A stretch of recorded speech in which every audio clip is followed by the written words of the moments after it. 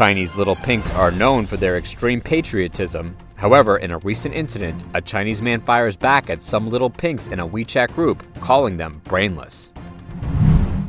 The number of patients with influenza-A is increasing fast in China. Many hospitals nationwide are being overloaded as more severe flu cases appear.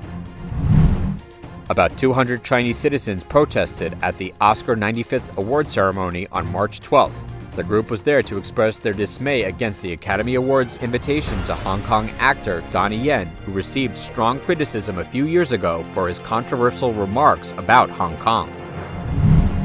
Last year, the British government approved a sharp increase in submarine parts and technology exports to Taiwan. Beijing is, of course, unhappy about the news. The Dutch government said it is preparing to restrict its exports of specific chip manufacturing machines to China to maintain national security.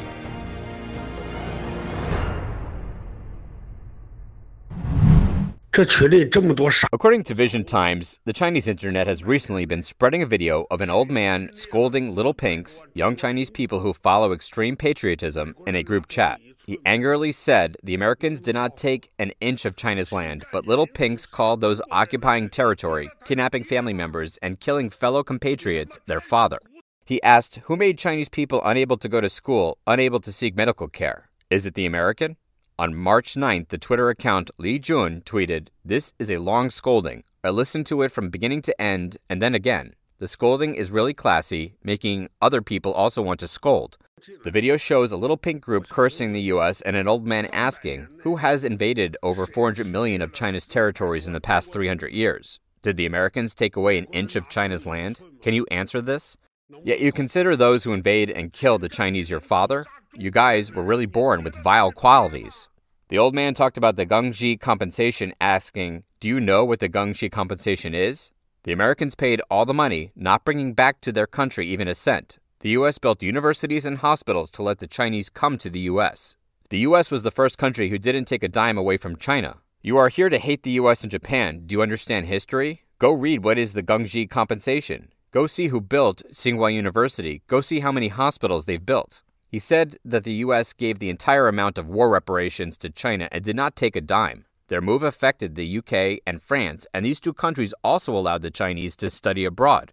He said, the Americans are pioneers. Union Hospital and Tsinghua University were both built by Americans. Why are you still scolding the U.S.? Answer me. He continued by talking about China's war against Japan. The old man asked, without the U.S., can China defeat Japan? He said, just to deliver supplies to China along the hump route, the U.S. had 3,000 planes that crashed and 2,000 to 3,000 pilots killed. The old man angrily asked, who made Chinese people unable to attend to school or seek medical care? Is it the American? Truth and evil lies cannot be reconciled. Absolutely not. You are all brainless. He said, living in China all your life, tell me which land belongs to you. Have you paid off your rent? Have you paid off your debt? As a citizen of this country, you have to buy a house at a high price and only 70 years of use. After construction and handover in 20 to 30 years, it will fall into disrepair. You cry begging the authorities for help. No one will save you. Many netizens said they were very happy after listening to the viral video. Netizens enthusiastically commented as follows. The old man is about to blow the forum up. Well, scolding, but how can these scumbags awake if they don't understand? Soothing to my ear, vibrating to my heart. If they want to work for a long time, they must first oppose the U.S. This is the dictatorship's consensus. The CCP only takes the benefits to fatten it up. After exhausting you at the bottom, it will bite you back. Being ungrateful, repaying favor with resentment, accepting the enemy as a father are ingrained in the Chinese people's bones. I hope people will repost this more so this scolding can awaken the Chinese people's humanity and basic awareness. This old man has probably experienced all kinds of tribulations after 1949 in China. The CCP's mind control has turned people into machines, forgetting their human nature. The awakened people are eliminated, the rest are like animals, begging for power, kneeling before the evil government, betraying their fellow men, being cruel to the weak, and despising civilization. Influenza A and COVID are simultaneously breaking out in China. Fever clinics everywhere are crowded with people. According to official data, the number of flu A patients have increased nearly 60 times within the past 28 days. Jiangsu News reported on March 10th that the number of outpatients at Shaw Hospital affiliated to Nanjing Medical University on March 7th broke a 6-year record. On March 8th, the flu risk level in Shenzhen was raised to medium risk. According to Shenzhen officials, the city's key hospitals are reporting increasing flu cases. Since February, many schools in Beijing, Tianjin, Shanghai, Zhejiang, and other places have had students infected with influenza-A, causing classes to be halted. There are many severe flu cases. Famous pediatrician Lao Li, with 26 million Douyin followers, said in a video that his hospital recently received 4,000 fever patients a day. A child with a high fever did not get treated in the ICU and finally died of encephalitis. On March 9th, a 9-year-old child in Zhejiang was affected with A flu and developed white lungs after being feverish for a day. He was sent to the ICU for rescue. Netizens questioned, "There is a child in Xi'an with white lungs. Isn't it the same as last time? Isn't there a difference between the flu and the new crown?"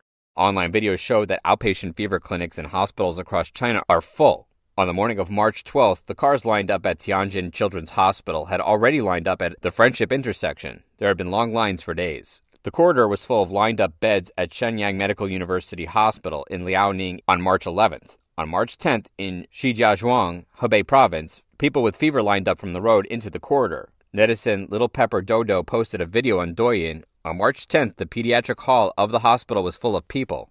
This is the person waiting in line for infusion. More than 700 people are waiting at 4 p.m. Is this a stream? Daily Economic News reported that Tian Geng, director of the Department of Infectious Diseases at Beijing Medical University Hospital, confirmed that the hospital's fever clinic detects patients infected with the new coronavirus and influenza-A virus daily.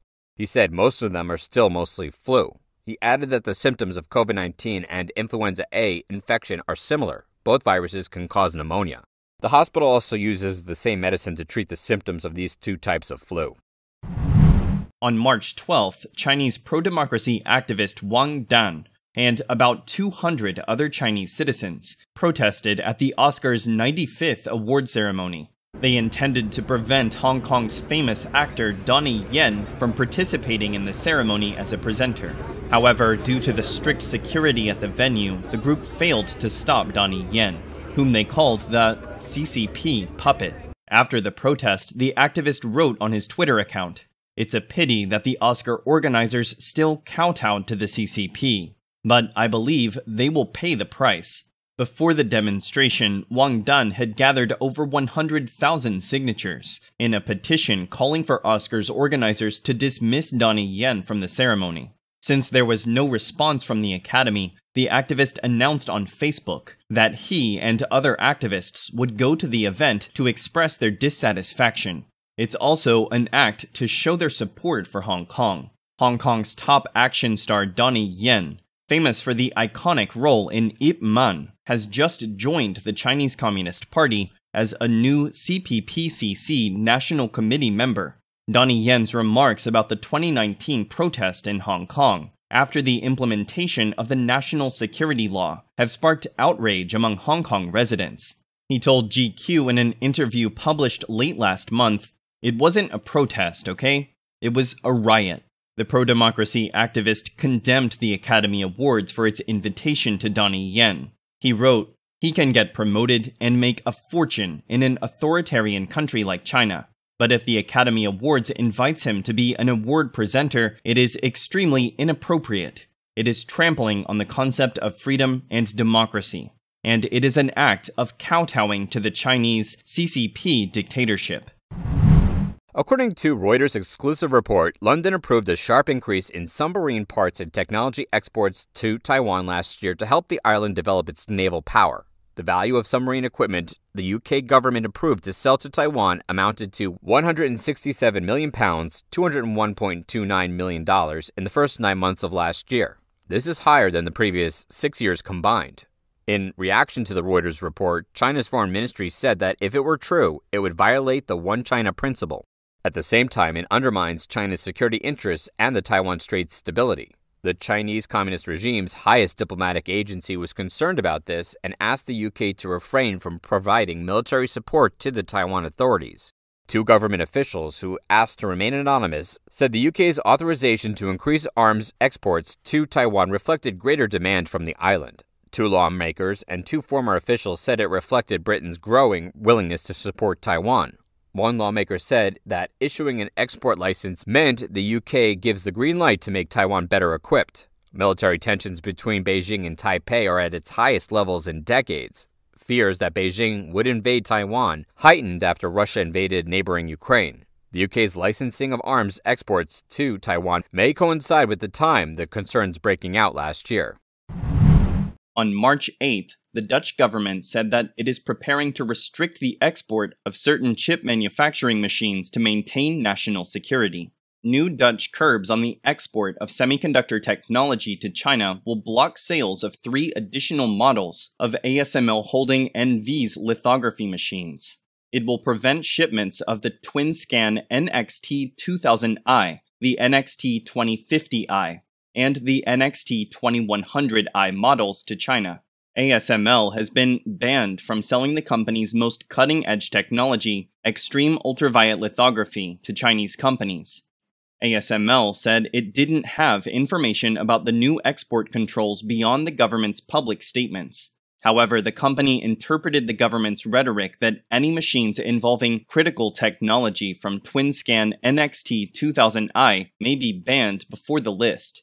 Last year, the United States introduced strict export control regulations to the Chinese government.